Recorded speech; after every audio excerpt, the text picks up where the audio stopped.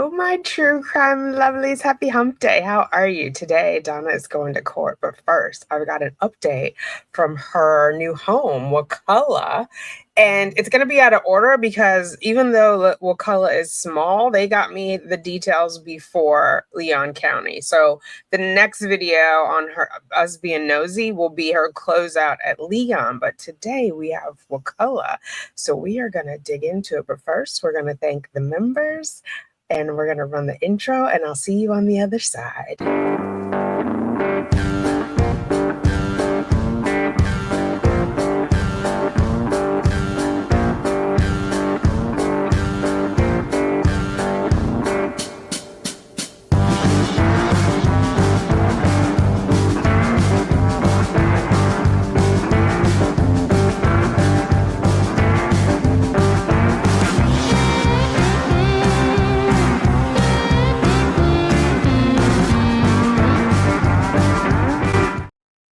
All right. Oh, how the mighty have fallen. This is our Donna. Look at her. That's her shot coming into Wakulla, and she's on a favor hold from Leon.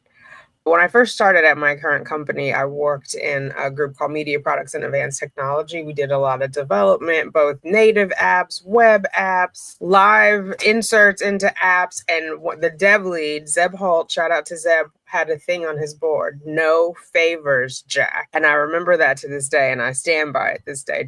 There's no good comes from favors. So Leon County, be warned.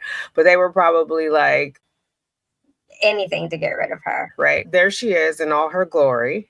Looks like she's got a thermal over her, what is it? Prison blues, jail blues, whatever you want to call it. So there's her booking in Wakulla, all that fun stuff. She was booked by Macy Brooke Musgrove on the 6th. She got there at 1912 at 7:12 in the evening. So that makes sense. I think we got the update of where she was by 8 p.m., but it was already on the court website. This is redacted, so we're going to skip on over this. Here is her detainer. Place a hold for Leon County Sheriff's Office, which I think means Wakulla can't make any decisions about her custody because they're holding her for Leon. Like, Leon County has the ultimate ability to release. Please place a hold for the above agencies and contact them prior to the inmate's release from custody, right? So they got to contact Leon County. Her next scheduled court date, it says 8/19/25, but maybe she has a court date today, June 11th, the pretrial conference or case management, but maybe they mean in person. Maybe she's doing I don't know, Zoom today. It's at 2:30. I have a doctor's appointment, so I'm going to do a live at 5. Hopefully, the local station carries it. So she was released at 4:30 from Leon County on Friday the 6th. Her charges, all this is the same. There's no bond. No bond on her first count. Technically, there's a bond on her second 2 counts, but it's moot because, girl, you in it for murder, allegedly. You know what I mean? That's what she's charged with. Her valuables, she had a Florida driver's license. It said a check, but then that got crossed off. And that was done by the shift supervisor. Then we have this lovely picture again.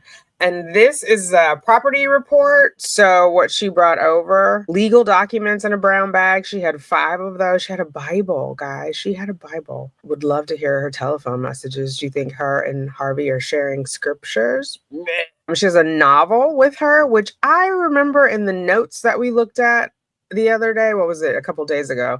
That they're not allowed books. It's got to be on a tablet, but somehow she's got this novel. I'm guessing maybe it's religious related, and that's why it doesn't have to be, because obviously she has a Bible.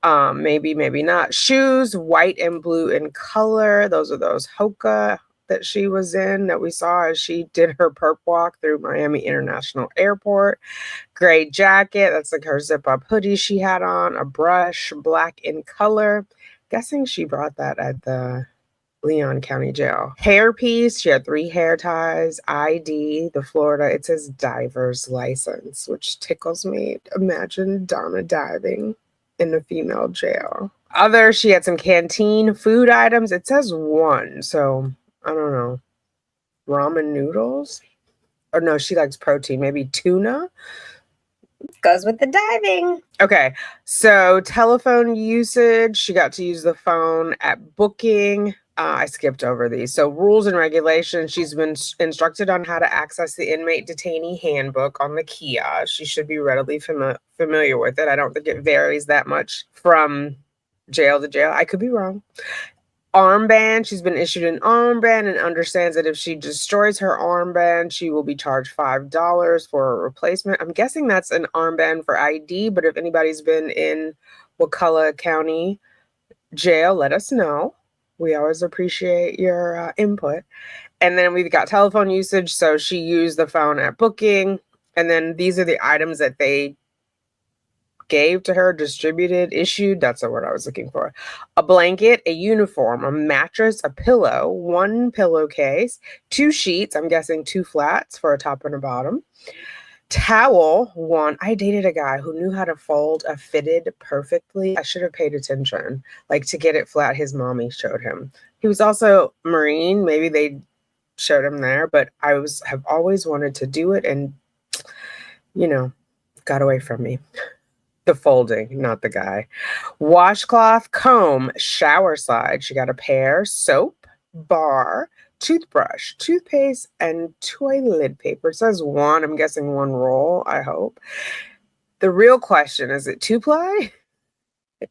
So she signed for that. That was on Friday. So she had a busy Friday night. And then we've got all of this. Her inmate classification is medium.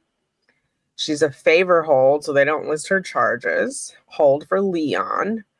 Victim notification, no. Contact, no. So this I found interesting. So initial intake booking, custody change, no. Tablet activated and PIN given, no.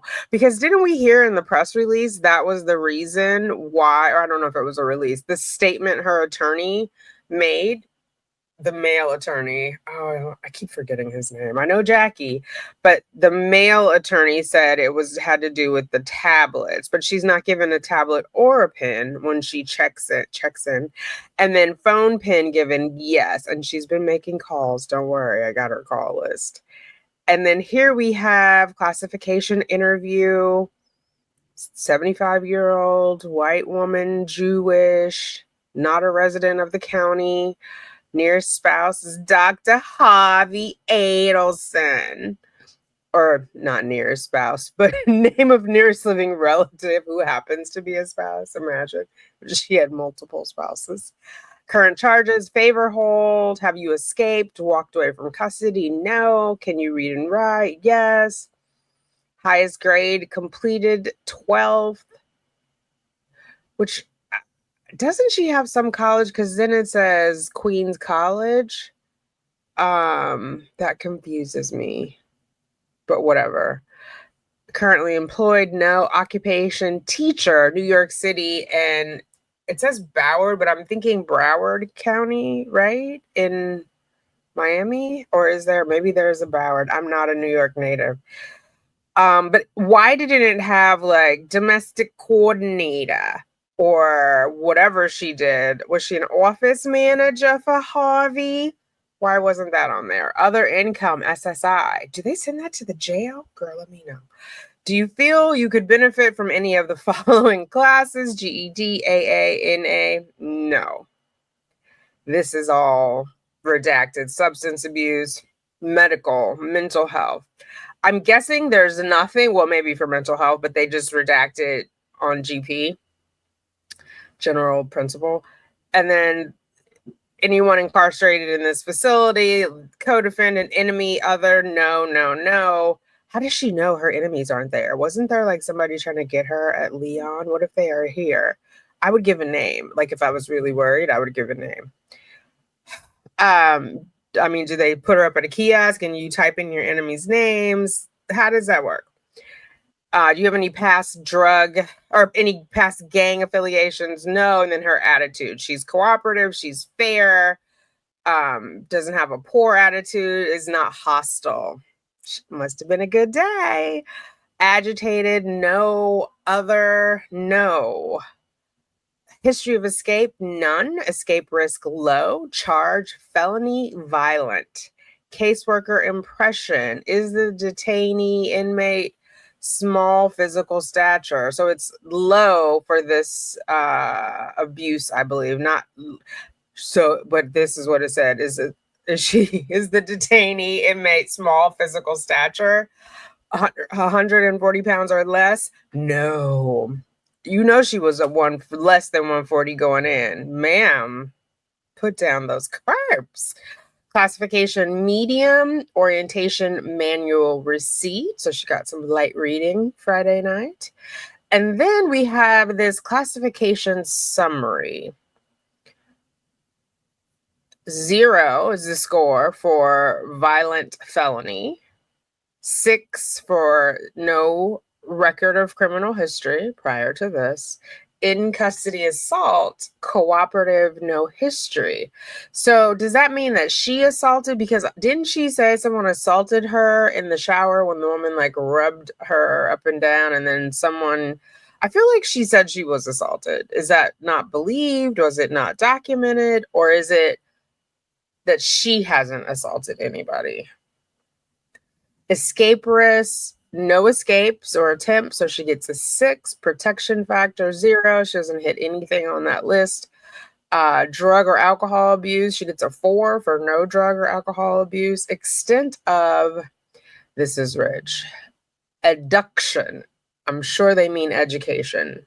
Of all the words to spell wrong, it tickles me. Right? Not that I don't ever spell words wrong, but I think sometimes the brain is like, but this is a form letter, right? Oh no, there's no form number. It's giving ditto machine. Y'all who are old enough will know what it just is looking like it came off a ditto machine. Anyway, extent of education, completed post-high school education. So here it's saying she's gone to college. She gets an 8. The other one just said up to the 12th grade. Make it make sense, forms. Employment, 8, 2 years continuous employment. So I would think the 2 years would be office manager at Harvey's place, at the Adelson Institute, but they have a teacher in New York, which, I mean, how Wendy's in her 40s, Rob's in his 50s, right? It's been at least 50 years because I think she had all her kids in Florida. You let me know. I know some of you guys are very, very well versed in the world of Donna Adelson. Me, not so much. Okay, we're going to share this tab instead. This is her commissary purchases from 6/6 to 6/10, which is when they gave me this. They ran this report at 8:44 on 6/10. I was slammed trying to finish out the Sarah, editing the Sarah video, because yesterday was our channel anniversary, the first year. Thank you for all those who celebrated. And since Sarah was my first, I wanted to have her out on the channelversary, which is also why it was late. So thanks for those who stayed up and watched. Anyway, so here's what she's ordered. Wise hot cheese popcorn. Wise is an East Coast brand. I don't ever remember seeing it in California. I can't think of like an equivalent. It's cheap. It's like a cheap version of Lay's. Taster's Choice decaf something. That is my mom's jam, and my great grandma loved her some Taster's Choice. A washcloth she's purchased, thermal bottom XL. Oh, way more than 140 pounds. Kellogg Fruit Loops cup. I think this is a good price, $2.49. That's about what we pay in the pantry at work. I know everyone's saying that they overcharge, but I've got a bad perspective because I'm in New York. Let me know if you ever purchase these Fruit Loop cups, where you are and how much they are. Is this overpriced? Are they gouging the inmate? I mean, I don't feel bad for Donna because she can afford it, but I'm just curious. Like for lesser privileged, lesser financed inmates, is that a problem? Like, how much does a whole box cost, though? I think this is for convenience, though. You just add the milk. You don't, you know? Anyway, panties, ladies, size 9. 4 of those she got. Oh, she got 2 thermal bottoms. Yeah, that's a spread. I just love making fun of her weight. I'm not weight shaming. I'm not of the weight shaming kind in general, But her comments, I think she wanted us to feel sorry for her about how many carbs she had to eat on the stand, and so I'm just gonna jab, jab, jab. Hot chocolate 1 ounce pack. She got 5 of those. Pink sugar substitute, which I'm guessing is like a sweet and low knockoff. She got 50, a packet of 50, 1 packet of 50. Mayonnaise packet for 0.5 ounce. She got 3 of those. So maybe she brought over tuna. Maybe that was her one item, right? Because what else would mayonnaise goes with nothing else on this list.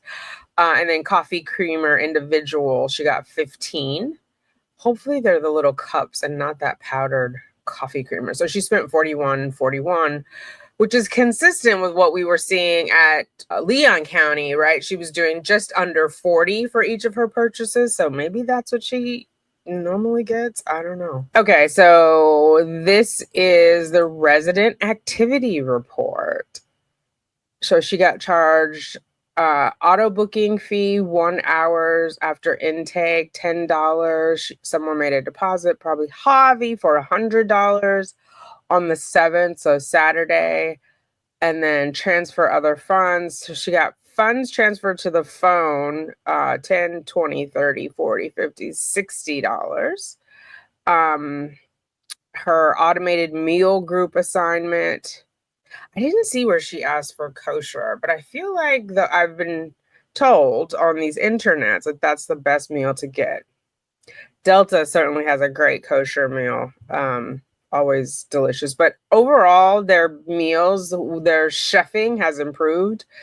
I used to always get kosher on Delta. Now I'm okay with like whatever the main dish is. They'll do like meat, like a beef, veggie, and it's either chicken or fish. Fish is not good in the air, so very rarely. Anyway, daily meal fee is $2, so it's gone down. I feel like it was $270, $290 in Leon County. Then she got another deposit of $100 on the 8th. Come on, Harvey. Thank you. Wait, let's get to Melissa. What happened, girl?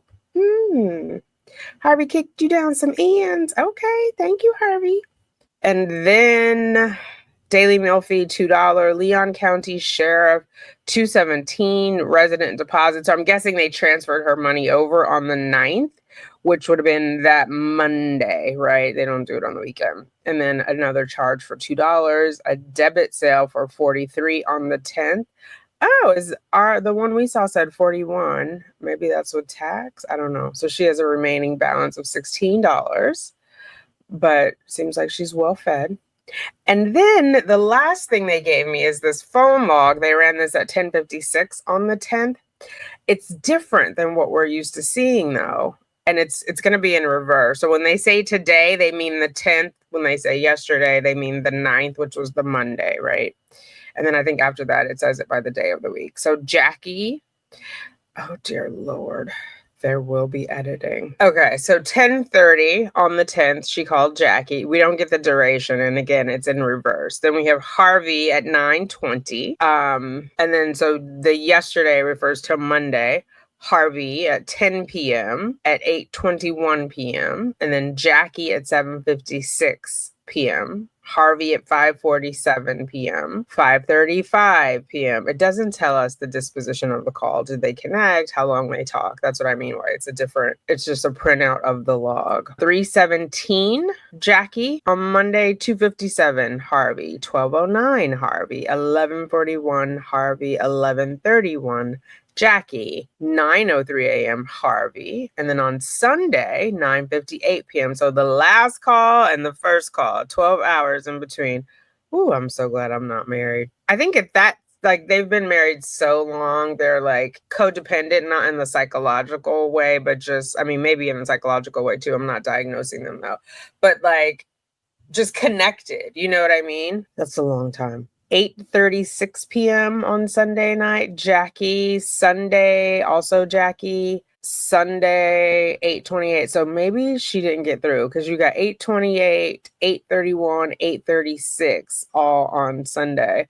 Maybe that last one she got through because then you've got about an hour and a half and then she calls Harvey. I know, I'm nosy. I am. 6:32 On Sunday, Harvey, 6:21, Harvey, 2:31, Harvey, 11:13, Harvey, 11:07, Harvey, and then Saturday night, 7:05. Oh, so they went more than 12 hours from 7:05 on Saturday, 7:05 p.m. to 11:07 a.m. on Sunday. Saturday night, 6:02, Harvey. Saturday at 2:35, Jackie. So I left these in. They're very long, so I couldn't run them through bin verified, which is what I use to check numbers because it's more than 10 digits. But I left it here for my super slews. If you figure it out, do let us know in the comments. We appreciate you. Yeah. So, and I did, if you're like, oh, try it this way, I did try the last 10. It didn't come up. I don't know if that's like a pin or a code or something, but I know one of you, at least one of you knows. Just leave it in the comments. Don't send me an email because then I got to translate it. Leave it in the comments and I'll pin it. Okay. Saturday, 12:14 p.m. in the afternoon. Saturday, 12 p.m. Hobby. Maybe she's setting them up for the calls, like pin number. I don't know. One of you knows. Saturday, 11:40 a.m. And yeah, Saturday, 10:29 a.m., 10:27 a.m., 10:27 a.m. So she called her back to back, probably didn't answer. 10:09 on Saturday. And then Friday night, she called Javi at 9:50. I wonder if he was awake. So that was probably the first time she got to use the phone. And then there's this cute little graph, which I'm interpreting as non-private is the time that she spent, but I don't know which color. I mean, I guess I could deduce. Anyway, non-private is Harvey, I'm guessing, and private is with the attorney, which was 24 minutes. But she spoke with Harvey damn near 7 hours. Again, they've been married for a long time. So $133 is what she spent on those calls. That's what we have so far. Seems like she's getting on well in her new home. I mean, as well as one can in jail, but she's not in there acting the fool, right? Because I know, what was it? True Lifestyles has that naked and screaming in there. So it seems like she calmed down. I'm still waiting on those reports. Leon County should have them to me today. They sent me her phone log. It's like 25 pages. I might only do the May and the June because I asked for like from April 3rd on, which is where we left off.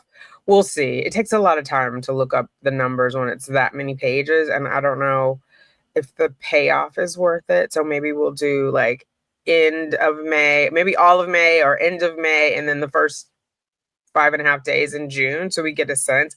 I'm just trying to see if like her anxiety was ramping up, if she was calling more frequently or talking longer, or looking for patterns, as I do as a former compliance auditor and as a nosy old lady. I mean, let's just name it and claim it. It is what it is. You nosy too. Why you here?